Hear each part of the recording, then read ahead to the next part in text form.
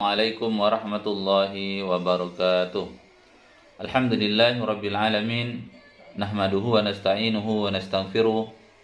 Wa na'udzu billahi min shururi anfusina wa min sayyiati a'malina. May yahdihillahu fala mudhillalah wa may yudlilhu fala hadiyalah. Asyhadu an la ilaha illallah wa asyhadu anna Muhammadan abduhu wa rasuluh. Rabbi shrah li sadri wa yassir li amri wahlul 'uqdatam min lisanihi yafqahu qawli. Pertama-tama marilah kita bersyukur kepada Allah Subhanahu wa taala. Pada hari ini Allah Subhanahu wa taala memberikan kesempatan kepada kita untuk beribadah kepada Allah, menjalankan kehidupan ini. Semoga di bulan Ramadan ini kita tetap mendapatkan hidayah Allah Subhanahu wa taala dalam menjalankan perintah-perintahnya. Salam, tak lupa pula mari kita haturkan buat junjungan kita, yakni Nabiullah Muhammad sallallahu alaihi wasallam. Hadirin yang dimuliakan Allah, di bulan Ramadan ini Allah Subhanahu wa taala memerintahkan kita untuk melaksanakan puasa. Oleh karenanya, dengan perintah puasa ini, sebagaimana yang sudah tersampaikan sebelumnya, bahwa ini adalah madrasah bagi kita, ya, untuk melatih diri kita menahan lapar dan haus. Akan tetapi, di samping itu Allah Subhanahu wa taala mempunyai tujuan yang lain. Diperintahkannya puasa ini adalah agar kita nantinya memperoleh ketakwaan di sisi Allah Subhanahu wa taala. Jamaah yang dimuliakan Allah Subhanahu wa taala, mari kita jadikan Ramadan ini untuk memperteguh keimanan kita kepada Allah Subhanahu wa taala. Sehingga dengan Ramadan ini kita menjadi muslim yang kuat, muslim yang sabar, muslim yang istiqomah.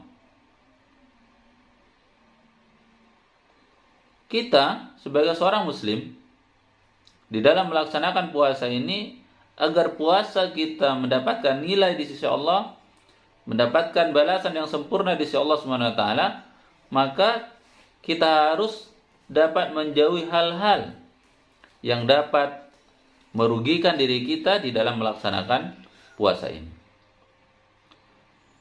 Jamaah yang Allah Subhanahu wa taala, salah satu di antara orang-orang yang akan merugi di dalam Ramadan ini adalah orang yang berpuasa akan tetapi dia hanya mendapatkan haus atau lapar.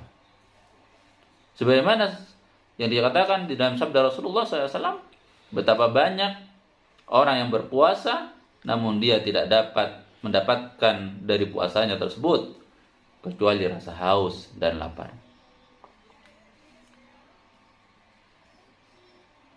Inilah, ya, orang-orang yang akan merugi, orang-orang yang akan mendapatkan kerugian dari puasanya karena dia hanya bisa menahan laparnya dan hausnya. Dia tidak mendapatkan pahala di sisi Allah Subhanahu wa taala. Salah satu penyebabnya adalah karena berdusta, bergunjing, serta melihat aurat lawan jenis dengan hawa nafsunya. Di mana hal tersebut dapat menghilangkan atau bahkan menjadikan pahala puasanya dikurangi oleh Allah Subhanahu wa taala. Bahkan dihilangkan oleh Allah Subhanahu wa taala.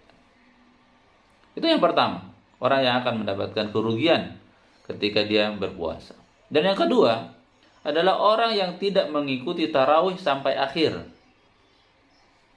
Seringkali kita melihat ada orang yang sudah keluar sebelum salat tarawih selesai. Sebagaimana sabda Nabi Rasulullah SAW, orang yang salat tarawih mengikuti imam sampai selesai, ditulis baginya pahala salat semalam suntuk. Kenapa disebut merugi? Orang yang keluar sebelum selesainya sholat tarawih, karena dia tidak mendapatkan nilai pahala sholat semalam suntuk.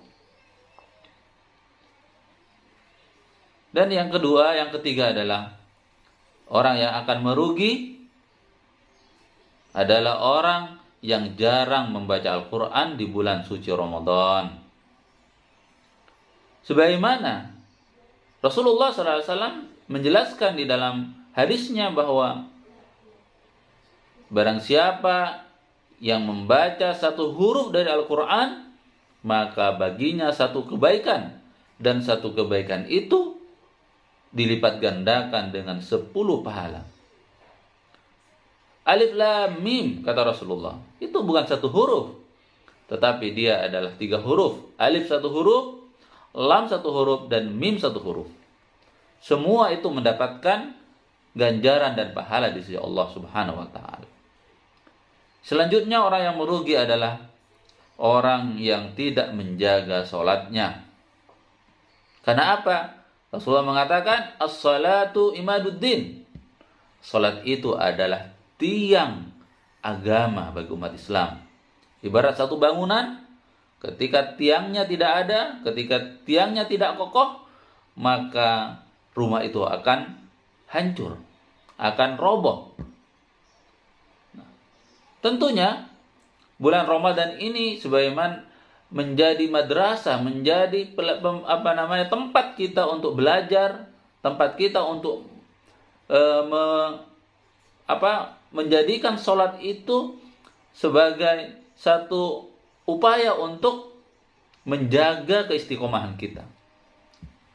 Karena ibadah sholat ini bukan hanya terjadi di bulan suci Ramadan, tetapi tentu di bulan suci Ramadan ini kita memperbanyak untuk sholat.